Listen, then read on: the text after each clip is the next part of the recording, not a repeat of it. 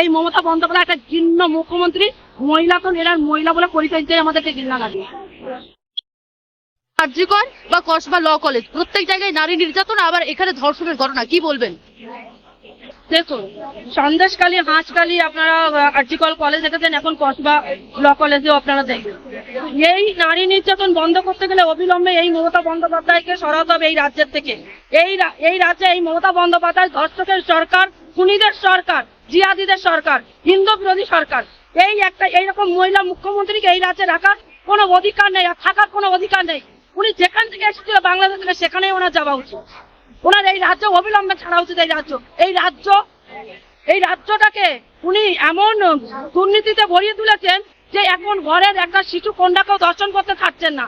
একজন ঘরের দিন দুপুরবেলা একটা ল কলেজের মধ্যে একটা মেয়ে, একটা মধ্যবয়স্ক মেয়ে, তাকেও কিন্তু ছাড় নেই। তারও কিন্তু হাত ধরে টেনে নিয়ে নানান জায়গায়, বাথরুম থেকে নিয়ে, সিকিউরিটি গার্ড তার রুম থেকে নিয়ে কোথায় না কোথায় নিয়ে গিয়ে তাকে দর্শন করা হচ্ছে।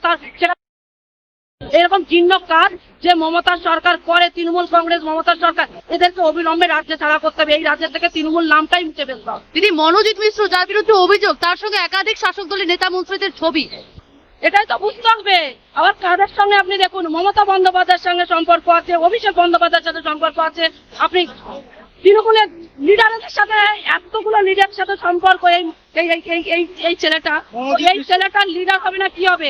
4-5 বছর আগে ছেলেটা সেই ল কলেজে, এমনকি সিসি ক্যামেরা থেকে ল কলেজটাই কন্ট্রোল করছে। তাহলে বুঝতে হবে তার মাথার উপরে কত বড় তৃণমূলের নেত্রীর হাত আছে। সেই নেত্রীর নাম কি? মমতা বন্দ্যোপাধ্যায়। নির্যাতিতার সঙ্গে কোন রকম করে যোগাযোগ করা যাচ্ছে না, পুলিশ তাকে একেবারে একরকম ভাবে রাখা হয়েছে, যেমনটা দাবি করলেন শুভেন্দু অধিকারী, কি বলবেন? হ্যাঁ, যেখানে খুন হয়, যেখানেই ধর্ষণ হয়, আর সেটা ঘটায় মমতা বন্দ্যোপাধ্যায়, এই তৃণমূলের সরকার।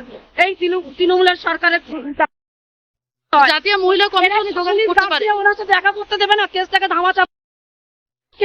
আমাদের যখন সন্দেশখালী থেকে আমরা এত আন্দোলন করেছিলাম, বললো যে ওরা গুদাম পচা মাল কোথা থেকে গুদাম থেকে নিয়ে গেছে, এটা ফাও, এটা সাজানোর চক্রান্ত, এইসব করছে বিজেপি, করছে বিজেপির নামে মানে কালিমালিপ্ত করতে চাইলো। কিন্তু কালিমালিপ্ত করতে চাইলে তো হবে না, যেটা সত্য সেটা সত্য। আজকে করে ঘটনাটা 5 দিন পরে গিয়ে সিবিআই এর হাতে দিয়েছে।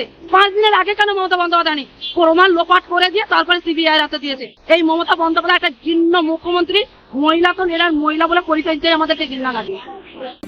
বাংলা হান্টের আরও খবর দেখতে নজর রাখুন। বাংলা খবর মানেই বাংলা হান্ট।